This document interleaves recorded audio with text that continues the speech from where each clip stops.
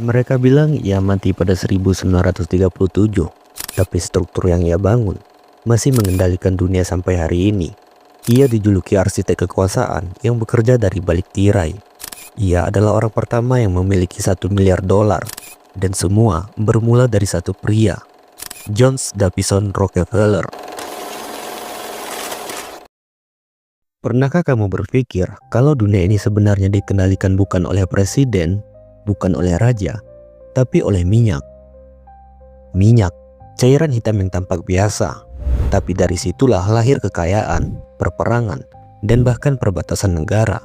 Dari setetes minyak berdiri kerajaan bisnis yang mampu menjatuhkan pemerintahan dan menulis ulang arah sejarah manusia. Dan di balik semua itu ada satu nama, John Davison Rockefeller. Ia bukan penemu, bukan ilmuwan, bukan jenderal, tapi dia mengubah dunia lebih besar daripada banyak tokoh sejarah. Dialah orang yang pertama mengerti satu hal: siapa yang menguasai energi, menguasai dunia. Namun sebelum kita berbicara soal kekuasaan global, kita harus kembali ke masa di mana dunia masih gelap. Pertengahan abad ke-19, dunia belum mengenal listrik. Malam adalah musuh abadi manusia. Dan untuk melawannya, orang menyalakan lampu minyak. Bahan bakarnya dari lemak hewan atau minyak paus. Ya, paus sungguhan. Hewan laut raksasa yang diburu ribuan kapal setiap tahun hanya demi sebotol kecil minyak untuk lampu. Perburuan paus menjadi industri brutal. Kapal tenggelam, awak mati, dan harga minyak paus melambung tinggi. Dunia berada di ambang krisis energi, bahkan sebelum listrik ditemukan. Lalu datanglah satu penemuan yang mengubah segalanya.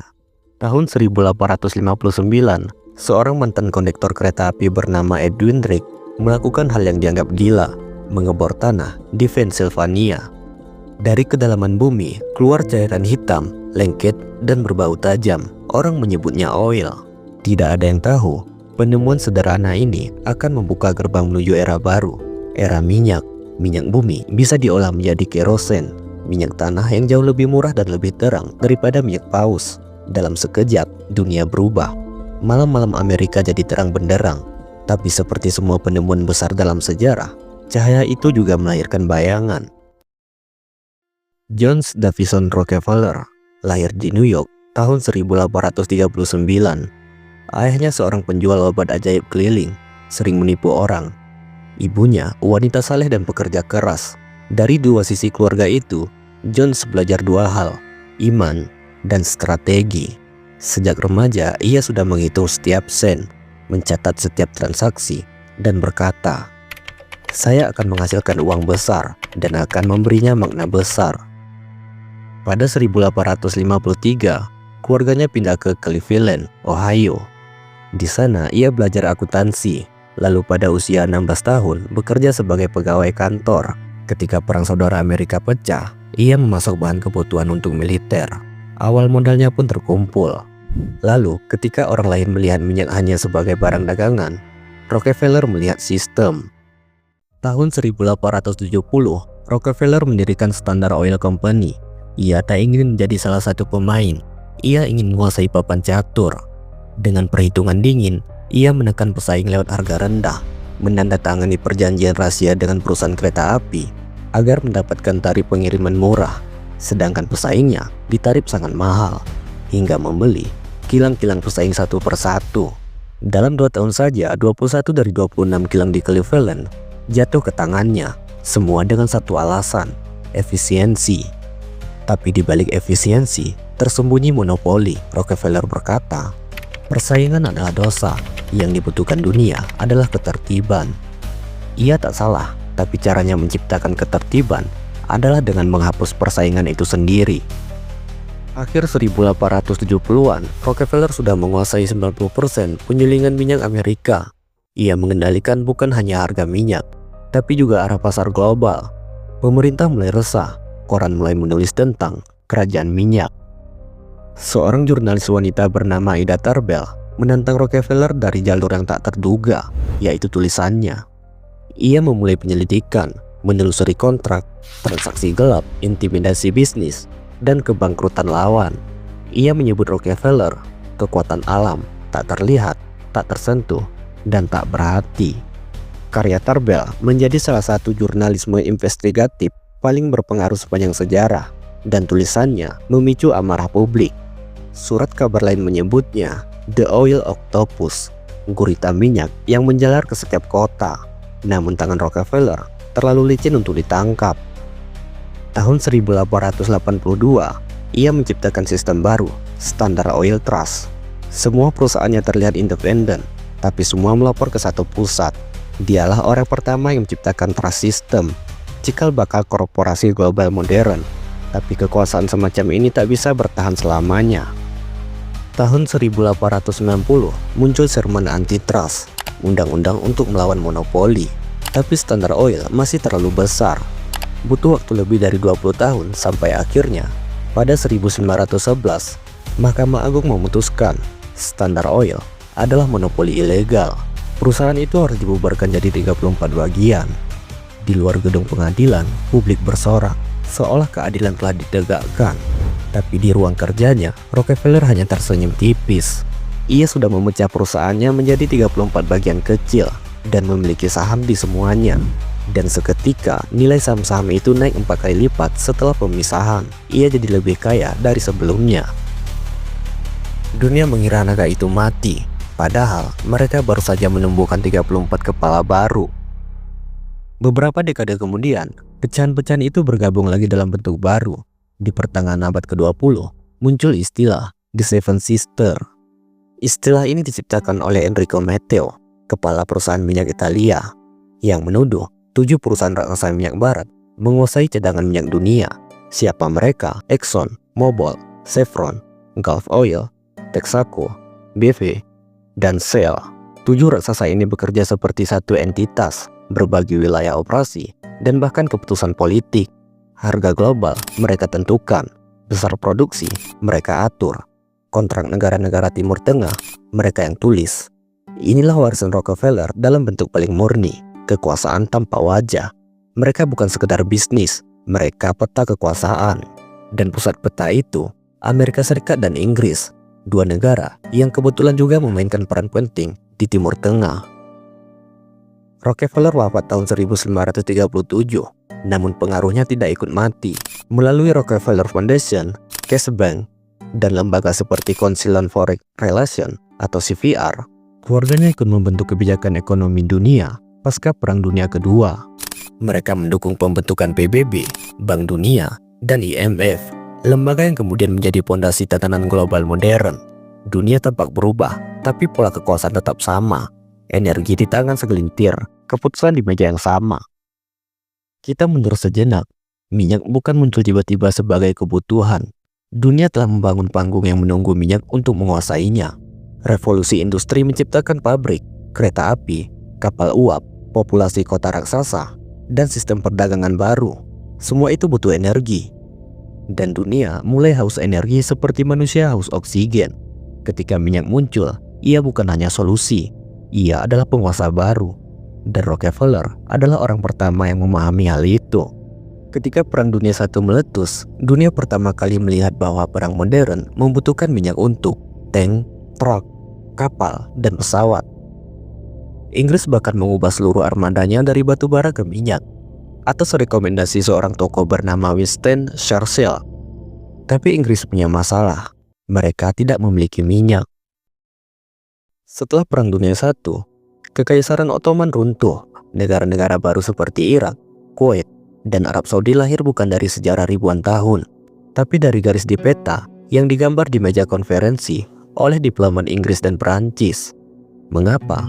Karena di bawah gurun itu ada minyak. Seven Sisters segera masuk menandatangani kontrak, membangun kilang, dan mengamankan akses jangka panjang. Bahkan batas negara seringkali ditentukan berdasarkan jalur pipa minyak. Minyak bukan lagi sekedar bahan bakar, tapi pondasi politik global. Jika Perang Dunia I adalah perang minyak pertama, Perang Dunia Kedua adalah perang minyak terbesar. Hitler menyerbu Kaukasus demi ladang minyak baku. Kegagalannya merebut wilayah itu adalah awal kekalahannya. Jepang menyerang Pearl Harbor karena Amerika memotong suplai minyaknya. Tanpa minyak, Jepang tidak bisa berperang. Sekutu mengendalikan Timur Tengah demi memastikan mesin perangnya terus hidup. Minyak bukan hanya penggerak, Ia adalah faktor penentu siapa yang menang dan mati. Dan perusahaan-perusahaan pecahan Standard Oil, mereka memainkan peran penting memasok bahan bakar bagi sekutu. Kekuatan Rockefeller hidup dalam perang. Di kapal USS Quincy, Presiden AS Franklin Roosevelt bertemu Raja Abdul Aziz bin Saud.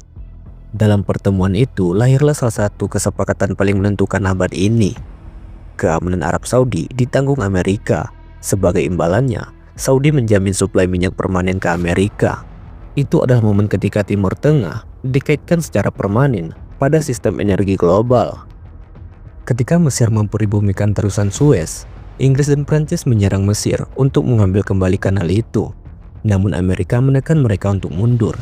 Hasilnya, Inggris kehilangan statusnya sebagai penguasa dunia. Amerika mengambil alih peran itu. Minyak menjadi instrumen utama diplomasi AS.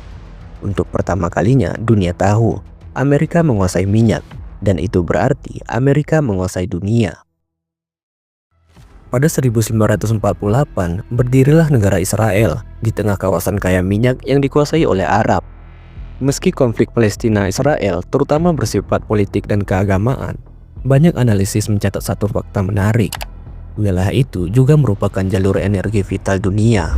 Minyak dari Teluk Persia harus melewati terusan Suez, Laut Merah, dan Laut Mediterania.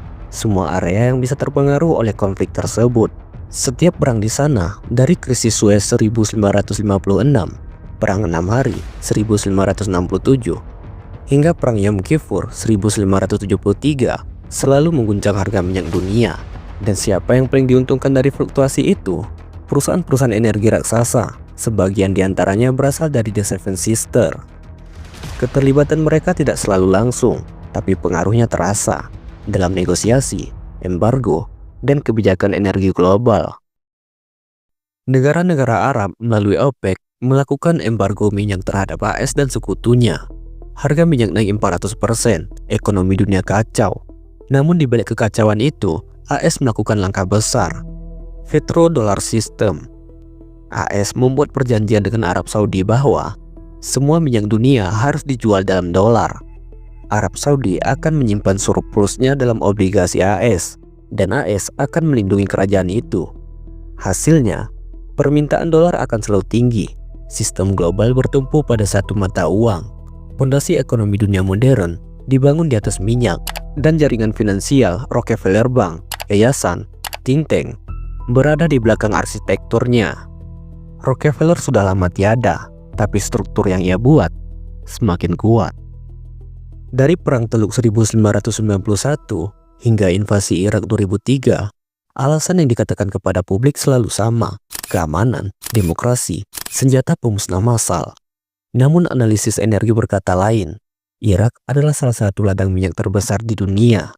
Semua konflik besar di Timur Tengah memiliki pola yang sama: pipa, supply, jalur tanker, serta harga global. Dan siapa yang mengolah minyak dunia?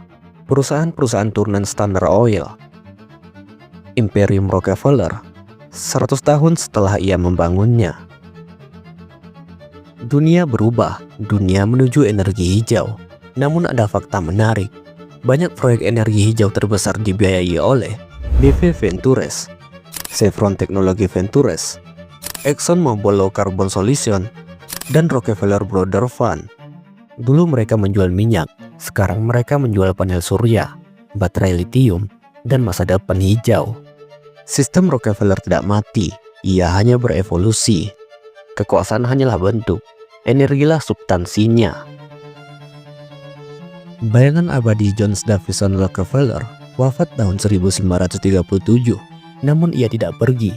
Ia meninggalkan struktur bisnis modern, jaringan finansial global, model korporasi dunia, perusahaan energi terbesar di dunia, dan sistem ekonomi yang bergantung pada minyak.